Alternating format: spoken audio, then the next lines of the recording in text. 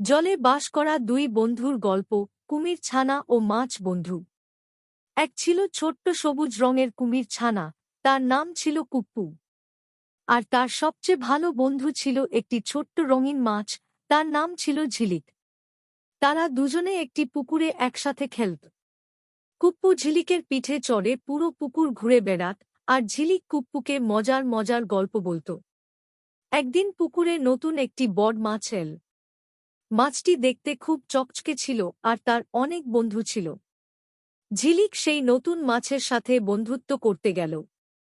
কুপ্পু প্রথমে কিছু বলল না, কিন্তু তার মনে একটু খারাপ লাগছিল। ঝিলিক নতুন বন্ধুদের সাথে হেসে খেলে বেড়াচ্ছিল আর কুপ্পুর দিকে তেমন খেয়াল দিচ্ছিল না। কুপ্পুর মনে হল ঝিলিক বুঝি তাকে আর আগের মতো ভালোবাসে না। তাই সে মুখ ফুলিয়ে পুকুরের এক কোণে গিয়ে বসে রইল। ঝিলিক যখন দেখল কুপ্পু একা বসে আছে, তখন সে তার কাছে ছুটে এল। কি হয়েছে কুপ্পু, সে জিজ্ঞেস করল।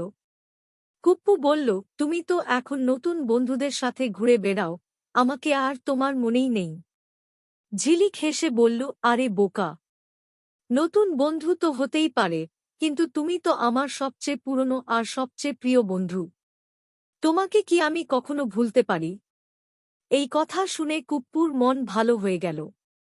সে বুঝতে পারল বন্ধুত্ব মানে পুরনো বন্ধুদের ভুলে যাওয়া নয়, বরং আরও নতুন বন্ধু তৈরি করা এবং পুরনো বন্ধুদের আরও বেশি ভালোবাসা।